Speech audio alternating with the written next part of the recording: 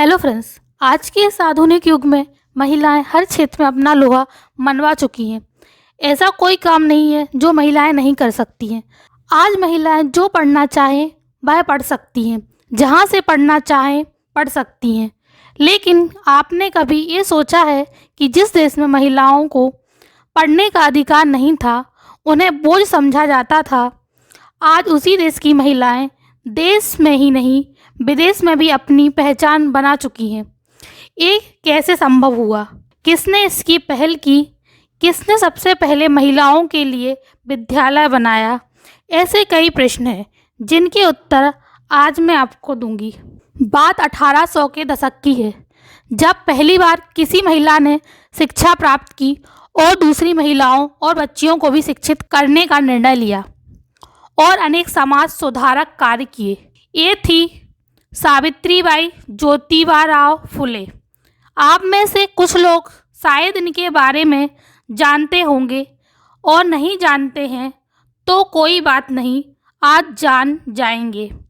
सावित्रीबाई ज्योतिबा फुले भारत की पहली महिला शिक्षिका थीं।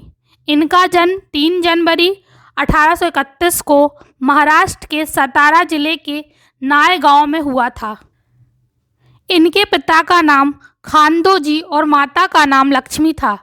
मात्र 9 वर्ष की आयु में सावित्रीबाई का विवाह 12 वर्ष के ज्योतिराव फुले से हुआ था, जो बाद में ज्योतिबा के नाम से जाने गए। सावित्रीबाई पढ़ी लिखी नहीं थी। विवाह के बाद ज्योतिबा ने ही उन्हें पढ़ाया और घर पर ही सावित्रीबाई ने अपनी शिक्षा पूरी की। इसके बाद सावित्रीबाई ने महिलाओं की स्थिति सुधारने और उन्हें समाज में एक अच्छा जीवन देने के लिए उन्होंने महिलाओं को शिक्षित करने का निर्णय ले लिया। 3 जनवरी 1848 में पुणे में सावित्रीबाई ने अपने पति के साथ मिलकर महिलाओं के लिए एक विद्यालय की स्थापना की। ये किसी भारतीय द्वारा खोला गया पहला विद्यालय था जहां महिलाओं को शिक्षा दी गई। इस विद्यालय की शुरुआत विभिन्न जाति की 9 छात्राओं से हुई थी। सावित्रीबाई स्वयं इन्हें पढ़ाती थी और वे इस विद्यालय की प्रिंसिपल भी थी। आज से 173 साल पहले एक महिला प्रिंसिपल के लिए किसी बालिका विद्यालय को चलाना कितना मुश्किल रहा होगा, इसकी कल्पना आज हम और आप नहीं कर सकते। जिस समय लड़कियों की शिक्षा पर सामाजिक पाबंदी थी, उन्हें शिक्षा देना पाप माना जाता था, उस समय सावित्रीबाई ने न केवल खुद शिक्षा प्राप्त की बल्कि दूसरी लड़कियों को भी शिक्षित करने का कार्य किया। सावित्रीबाई के इस कार्य में अनेक सामाजिक मुश्किलें आईं। जब सावित्रीबाई छात्राओं को पढ़ाने के लिए विद्यालय जाया करती थी, तब रास्ते में ऊंची जाति के विरोधी लोग उनके ऊपर गंदगी, कीचड़, गोबर, मानव मलमूत्र तक फेंक दिया करते थे। सावित्रीबाई अपने थैले में एक साड़ी लेकर चलती थी और स्कूल पहुंचकर गंदी कर दी गई साड़ी बदल लेती थी और छात्राओं को पढ़ाती थी।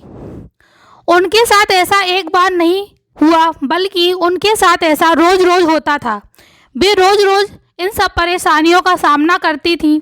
कई बार तो उन्हें और उनके पति को जान से मारने की धमकियां भी दी गईं, जिसके चलते उनके ससुराल वालों ने उन्हें और उनके पति को घर से निकाल दिया। तब ज्योतिबा के मित्र उस्मान शेख और उनकी बहन फातिमा ने उन्हें सहारा दिया और अपने घर में रखा और इस कार्य में सावित्रीबाई और ज्योतिबा का सहयोग भी किया। सावित्रीबाई ने कभी हार नहीं मानी और लड़कियों को शिक्षा देना जारी रखा। बस 1852 तक 3 स्कूल फूले द्वारा चल रहे थे।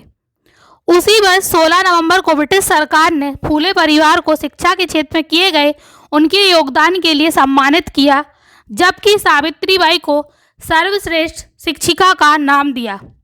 सावित्रीबाई ने विधवाओं की शोचनीय दशा को देखते हुए विधवा पुनर्विवाह की शुरुआत की।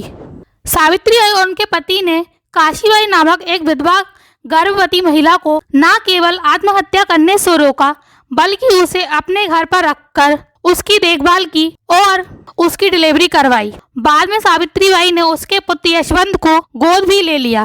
सावित्रीबाई ने यशवंत को खूब पढ़ाया लिखाया, जो बाद में जाकर एक डॉक्टर बना। सावित्रीबाई और उनके पति ने काशीबाई जैसी दूसरी महिलाओं के लिए 1854 में विधवा आश्रम बनवाया और साथ ही उन्होंने नवजात शिशुओं के लिए भी आश्रम खोला ताकि कन्या शिशु हत्या को रोका जा सके।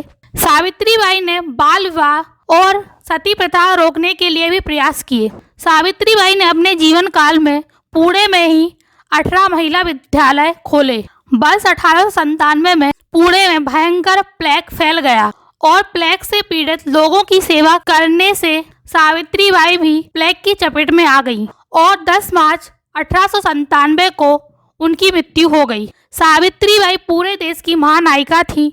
उन्होंने हर बिरादरी और हर धर्म के लिए कार्य किए। उनका पूरा जीवन समाज सेवा में ही बीता। उनके कार्यों के लिए देश हमेशा उनका आभारी रहेगा।